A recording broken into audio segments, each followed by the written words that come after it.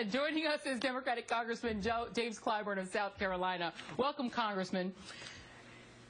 So, well, thank you so much for having me, Joe. So, Congressman, why do you suppose that Republicans think, or do you think they really do believe they can get Barack Obama to blink and literally sign the repeal of his own health care law? I doubt that very seriously, and I would say to the little iteration there, 2 out of 3 ain't bad. They may get some grassroots to rally, and I think we'll get grassroots to rally on the other side of that issue. And we'll all talk about what should or should not be the role of the IRS. But when it comes to the Affordable Care Act or Obamacare, whatever you wish to call it, the president is never going to sign any legislation coming to his desk that will try to defund this great program that they are finding out in their town hall meetings, that there are many, many people in support of this program than the ones that they tend to correspond with time and time again. This is a good program. It is what people have been asking for, in some instances, for almost 100 years. It's finally here. It's becoming effective. People are beginning to understand it. They like what they are hearing about it, and there will be some adjustments to be made time and time again, but that's the way it is with any major piece of legislation. It was the way it was with Social Security, the way it was with Medicare, and it's the way it's going to be with the Affordable Care Act. And it's also settled out by the Supreme Court. Well, Congressman, you know, one of the issues that the Republican Party clearly is having is demographics, okay? And last night, both Ted Cruz, Senator Cruz, and your fellow South Carolinian, former Senator Jim DeMint, they kept mentioning how, in reality, they're fighting for the poor and minorities. I want you to take a listen and then respond on the other side. The people who have been hurt the most by Obamacare are the most vulnerable among us. They're young people, they're Hispanics, they're African Americans, they're single moms. Our ideas help the poorest, they help minorities, they help the youth. So Congressman, if the Republican argument is we're helping the poor and minorities and single moms, that means that they're really in trouble, right? Well, just because you say it doesn't make it so. The fact of the matter is, if that were true, why it is that the majority of the minorities I know of in this country that I've seen any polling on indicate that they support the Affordable Care Act.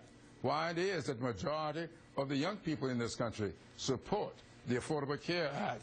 Are they saying that these young, well-educated people on college campuses all over this country, some of them recent college graduates, don't know what's best for them? They've got to count on these Republican conservatives to do their thinking for them? I don't think so. I believe that if you like your idea so well and you believe it works so well, why would you not bring these issues to the floor of the Congress?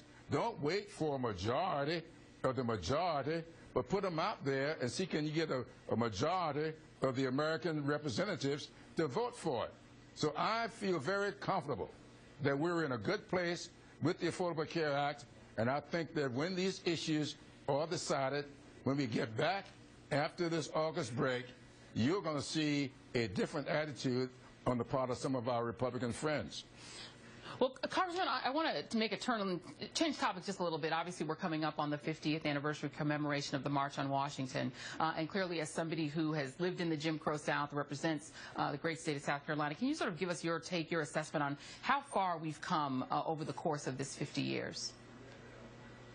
Oh, we've come very far. Look, when I was coming along, I said to someone earlier today, when I went away to college, even when I graduated from college, there wasn't a single African-American elected to the state legislature. In fact, I think, if my memory serves, there was only one African-American elected to a county commission down in Beaufort, South Carolina. And we see what we currently have. I think that when you look at the impact of the Civil Rights Act of 1964, the Voting Rights Act of 1965, you've got to admit that we have come a long, long ways. That's not our problem. Our problem problem is whether or not we have learned those lessons of our history, whether or not we can understand that anything that's happened before can happen again. And we're beginning to see some things happening again. Legislatures throughout the South, members using the words nullification and interposition in fighting for new legislation to cut back on voting strength, to suppress the vote, to suppress women's rights, to get rid of the impact of the Voting Rights Act of 1965. These things are coming back to visit us. And the question is, have we learned the lessons of what happened after the Supreme Court decision of 1875 that started the Jim Crow laws that became the law of the land in 1896 and lasted for almost 70 years? If we've learned that history, then as we celebrate or commemorate the March on Washington next week, we will not celebrate, but just commemorate. All right. Well said, Congressman James Clyburn. We will be dealing with these issues all week on this show. Thank you so much, sir, for being here. Well, thank you so